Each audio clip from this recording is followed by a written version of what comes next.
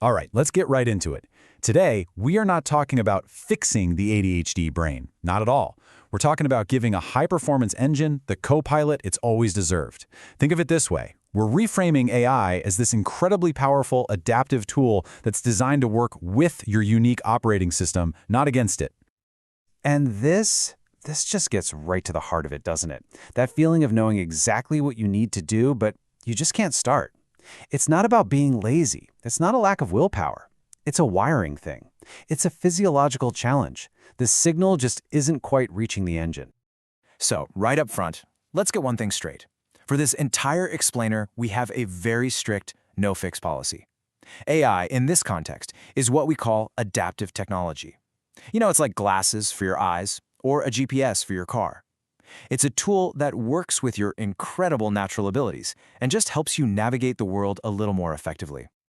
Okay, first things first. Let's tackle that disconnected starter motor head-on.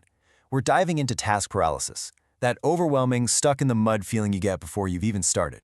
If you've got ADHD, you probably know this feeling intimately. You look at a task, something like cleaning a messy room, and your brain doesn't see a few simple steps. No, it sees one giant impossible obstacle, the wall of awful. It's so big and intimidating that it can actually trigger a fight or flight response, and the result is, well, you just freeze.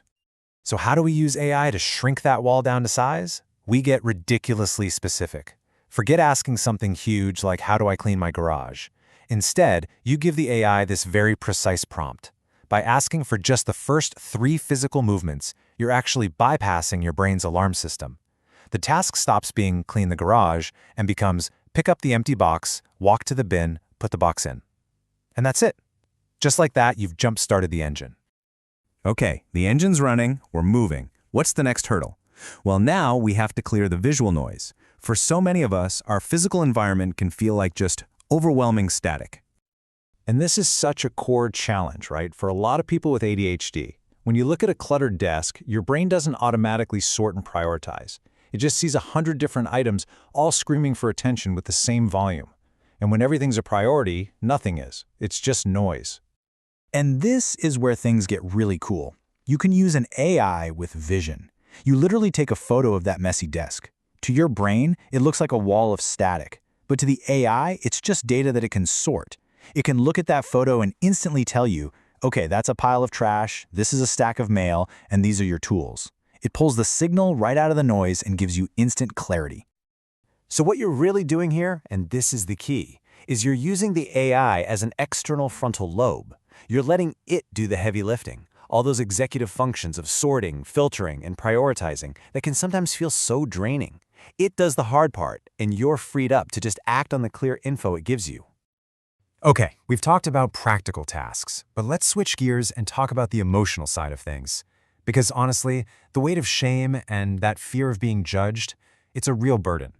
I mean, how many times have you been here? Your working memory just glitches for a second. The information is gone, and you have to ask someone to repeat themselves. And right as you ask, this wave of anxiety hits you, worrying about how they're going to react.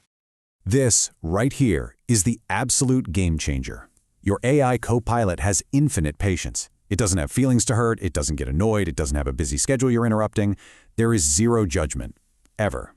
It just exists to give you the information you need. What this does is it creates a zero-shame environment. Can you just imagine the freedom in that? Being able to ask, wait, what was step 2 again?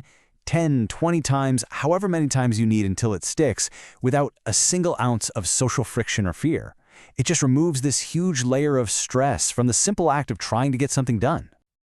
All right, let's pull all of these threads together, because the ultimate goal here isn't just about coping or getting by. It's about strategically managing your energy so that you can thrive, so you can dominate in the areas where your brain truly shines. Because let's be crystal clear, the ADHD brain is so often a powerhouse of creativity, innovation, and big-picture thinking.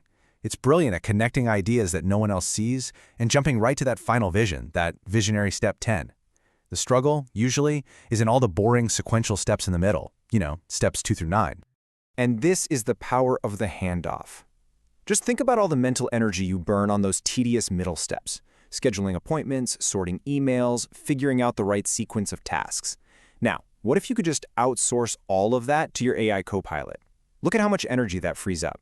All of that precious brainpower can now be pointed directly at what you do best, the vision. And that's what this all boils down to. This is not about AI replacing the human. It's about AI acting as a shield, protecting your most valuable assets, your creativity, your unique insights, your ability to hyper-focus on what you love, from getting drained by all the boring administrative stuff of life. So, I'll leave you with this question to think about. That big project, that incredible idea, that business you've always wanted to start, what becomes possible when you're not spending all your fuel just assembling the parts? What could you truly build if you could dedicate all of your best energy to the visionary work you were always meant to do?